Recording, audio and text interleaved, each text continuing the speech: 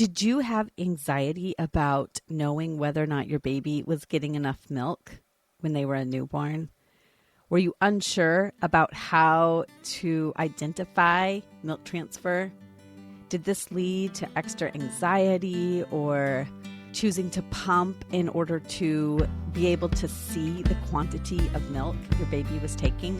One of the biggest concerns I get in the early days and weeks is an uncertainty about whether or not a baby is transferring milk.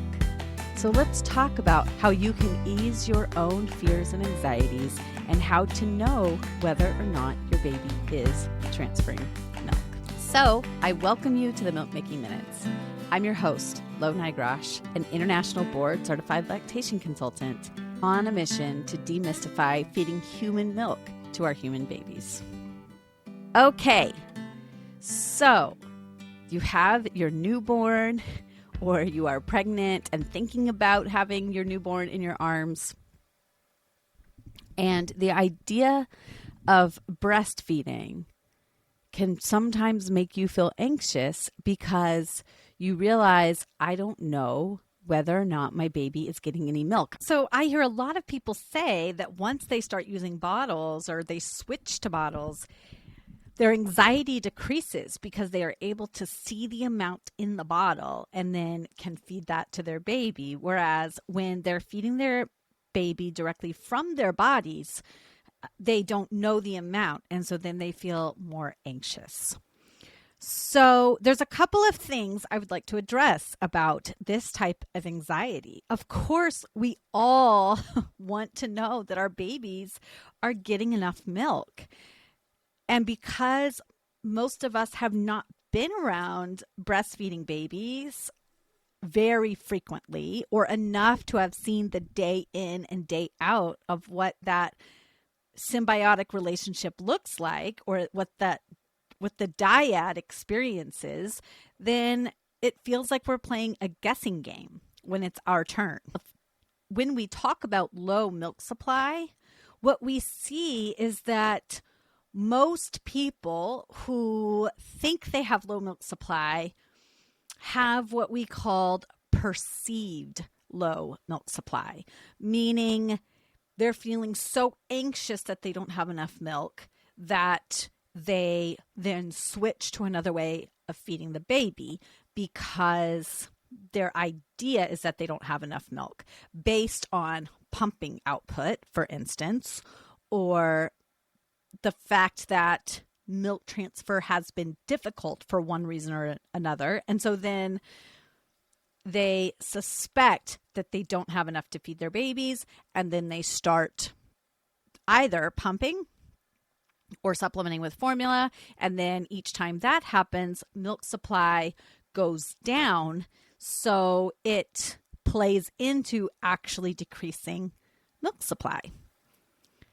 Now, not to say that there are not true cases of insufficient milk supply, but often even these true cases of insufficient milk supply are based on bad advice given by nurses in the hospital, pediatricians, peers who feel that they are giving the advice that worked for them, so it must work for everyone else as well.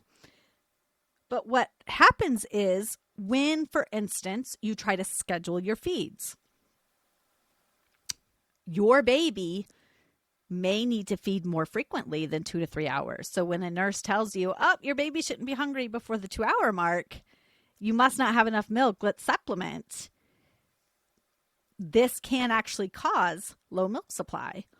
Or if your nipples are really hurting and somebody tells you, well, that's just what it does in the first 2 weeks, breastfeeding hurts. And so you continue to endure that pain for 2 weeks and nobody is telling you, yeah, that must feel horrible. Let's help you to feel better. Then that could lead to low milk supply because there is a root cause that is making that milk transfer difficult. There are reasons why somebody might have low milk supply: thyroid disorders, hormonal imbalances, Sometimes when people have difficulty getting pregnant, it means there's some sort of hormonal balance. And then those people often experience difficulty with milk supply. Not always, but we do see a correlation there. Sometimes the mammary glands don't develop properly, and so we see insufficient glandular tissue, which could be a reason to have low milk supply. And that's why it's really good to have a prenatal consultation with an IBCLC who can help you kind of pinpoint, might this be something that you are struggling with? We also cannot tell output by pumping output. So especially in the early days, I have families say to me, yeah, I'm only pumping 5 ml, and she needs way more than that in a day. I want to know, well, what flange sizes are you using? What pump are you using? What are the pump settings you're using? How comfortable is pumping? Are you using hands-on pumping techniques? There's a lot of things we can do to improve the pumping experience to increase your milk supply. And what you get from the pump is not always indicative of what you get from the baby.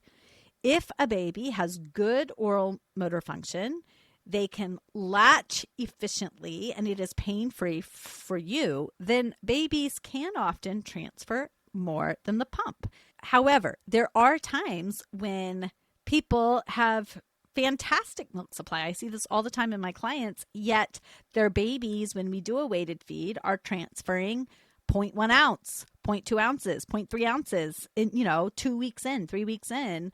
In these cases, there is something going on with oral motor function that is making it hard for the baby to transfer milk. And so the pump is transferring way more milk than the baby. So with all of this background information, how does a family know if their baby is getting enough? I love discussing this with families in those early days to help bring some relief and reducing the amount of stress that they're feeling about feeding their baby. So the first thing that you look for is pees and poops. So in the first week of life, you should essentially have 1 pee and 1 poop per day of life. So within the first 24 hours, you would typically see 1 pee and 1 poop. In the second 24 hours, you will see 2 pees and 2 poops. So that's the first way to know that your baby is taking in enough. Now, for each feed, there are some things that you can do to know whether or not your baby is transferring milk at the body. One of the things that I always help my clients to do is to listen for the swallows and watch the jaw movement. One of the things that IBCLCs look for is the suck-swallow ratio, which means how many sucks are there for every swallow. So a typical ratio in a breastfed baby is 3 to 4 sucks for every swallow.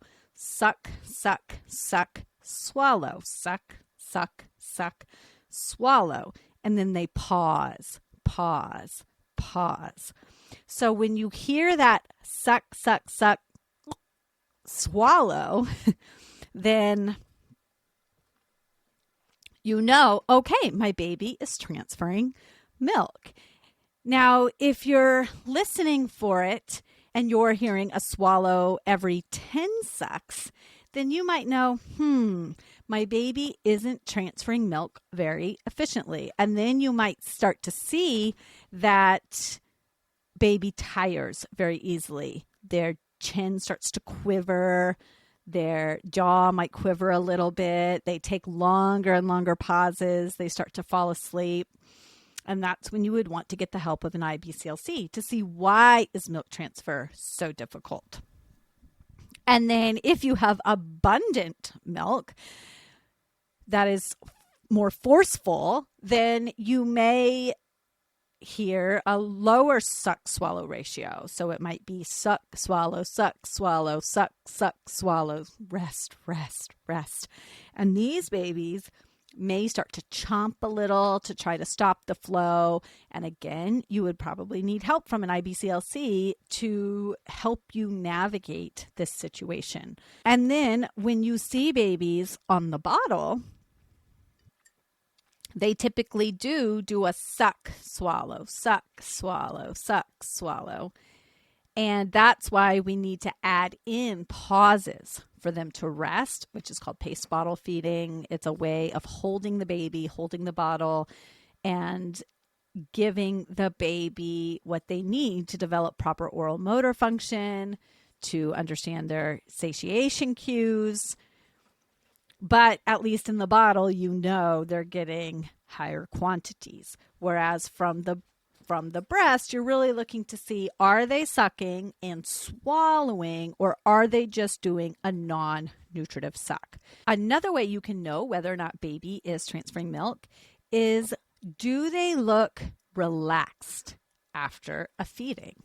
So they may start out a little bit tense, their fists might be tight, their body may be holding some tension because they're hungry. But at the end of the feed, do they have that look of being satiated? Do they relax? Do they feel kind of floppy? If you pick up their arm, does it just drop automatically, or does it hold the tension for a little bit? Are their hands open? Do they have milk in their mouth when they come off? That's another great way to tell. So these are some of the ways that you can know whether or not your baby is transferring milk from the body. And when you know that, you can have the confidence you need to improve your milk supply, improve your breastfeeding relationship. If you are looking for somebody to help you feel more confident about feeding your baby, I would love to be that person. So go to my website, www.quabbinbirthservices.com. You can book right away. I love to do virtual consultations, and I can bill many insurance companies. So please reach out. Talk to you soon. Bye.